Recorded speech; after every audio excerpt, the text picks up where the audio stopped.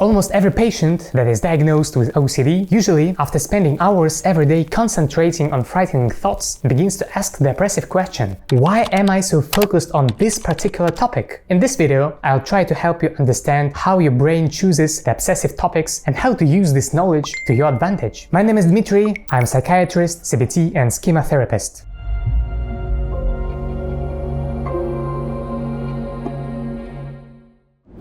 Let's start by saying that if you have OCD, then you have drawn a certain lot in the biological lottery. You were most likely born with a certain set of genes that predisposed you to obsess more about your thoughts. Every person has a predisposition to some set of illnesses, bodily or mental, that manifest themselves under unfavorable circumstances. Each person has a susceptible organ system. Some people have issues with their GI tract, some people have skin issues, others have joint problems, and some have complications with their blood clotting. Some will get pancreatitis, others will get glaucoma, and a number of people will get multiple sclerosis. And 1% of the population having a more vulnerable serotonin system in the anterior cingulate cortex of the brain will get obsessive-compulsive disorder. And I want to point out that this is not the worst lot. Compared to many other psychological disorders, such as bipolar affective disorder, schizophrenia, or learning disabilities, OCD has a very favorable prognosis. That is, with proper effort, OCD symptoms can be reduced many times over and you can regain a completely normal life. But getting back to predisposition, the reality is that once you get a particular set of genes and deep-seated beliefs, you will become fixated on some thoughts, meaning you will have obsessions. And next, let's try to understand why exactly these thoughts are lingering in your mind. In general, the set of obsessive themes in OCD is quite limited. This set, widespread and described in detail, includes purity, fear of loss of control, taboo thoughts about sex, doubts about sexual orientation, lack of certainty about the right choice of partner, lack of conviction about actions performed, blasphemous thoughts, and half a dozen others. There are many YouTube videos about this. Every few years there is a new understanding of some trending topic that surfaces, but in general the set of obsessive domains is limited to a couple dozen.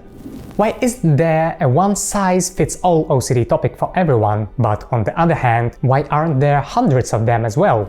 To answer this question, let's turn to the essence of what obsessions is in general. An obsession is primarily an unpleasant thought that a person pays an excessive attention to. Why do you pay more attention to the thoughts of certain content? To illustrate this, I like to cite an exercise from Professor David Clark. He suggests playing a game like this. Please match the people on the left side of the screen with the possible worries that might be disturbing them from the right side of the screen. So on the left side we have a priest, a mother, an accountant submitting a report, a young guy in a male group, and on the right side we have fear of getting the numbers wrong, fear of harming the child, fear of offending God, and fear of being gay. It was probably not difficult for you to make a connection between these people and their possible fears. Now think about why you made these suppositions. Most likely, you have decided that for some people, according to their values and social roles, their thoughts of a certain kind could be more important than others. And that is absolutely true. What we worry about always stems from what is most meaningful to us. Conversely, issues that we are indifferent to will most likely not catch our attention. If you are a person of faith, you will be disgusted and your mind will trigger resistance to blasphemous thoughts. If you are planning to get married, you will be particularly sensitive to the slightest doubt about having the right choice of partner, which creates an increased risk of relationship-based OCD. This is the first item, which is referred to as values. There is another element that determines the content of obsessions. At an early age, you have acquired certain beliefs and life rules regarding what kind of person you should be, how you should handle danger, and so forth. You may have internalized a belief about yourself. For example, I am an intensive person. Then, to counterbalance this negative idea, your daily behavior might be to repeatedly check your actions. Or the experience of rejection by significant others may have made you feel that you are a person who does not deserve love, that there is something wrong with you. If you had a genetic predisposition to depression, it could have probably led to chronic fatigue, pessimism, and self-blaming. In the case of a predisposition to OCD, however, the belief of there is something wrong with me may manifest, for example, with contrasting thoughts of harming loved ones.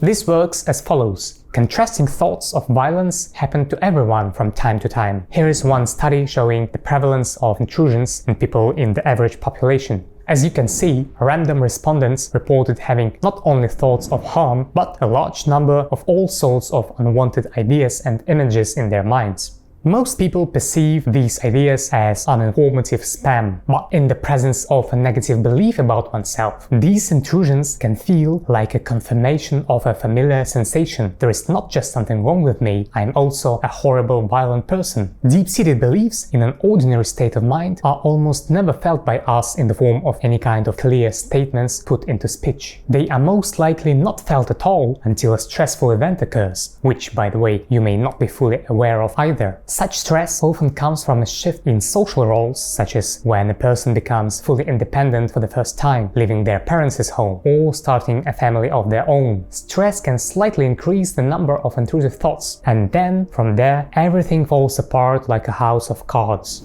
To illustrate, imagine this pattern. Deep-seated beliefs are like radioactive waste that has been buried just below the surface. As long as it is contained underground, it is not dangerous. But let's say there are heavy rains that erode the earth that covered these dangerous substances. Then the radioactive particles seep into the rivers and start contaminating everything around them. Afterwards, any little rain washes more and more waste out of this burial ground, causing further contamination. The rains themselves wouldn't be a problem if it weren't for the toxic waste. It is not the intrusions themselves that are poisoning your life, but the emerging belief that there is something wrong with you. From almost every patient I hear the despondent complaint, life is so easy for the people with other obsessions. I would love to switch with them. Alas, this is impossible for the very reason we discussed earlier. It is the specific intrusive thoughts that are important to you stemming from your set of prioritized values and beliefs. If you have the belief, I am an irresponsible person, you won't be haunted by thoughts about whether you are gay or not. And if you don't believe in God, you are more likely to be indifferent to blasphemous intrusions.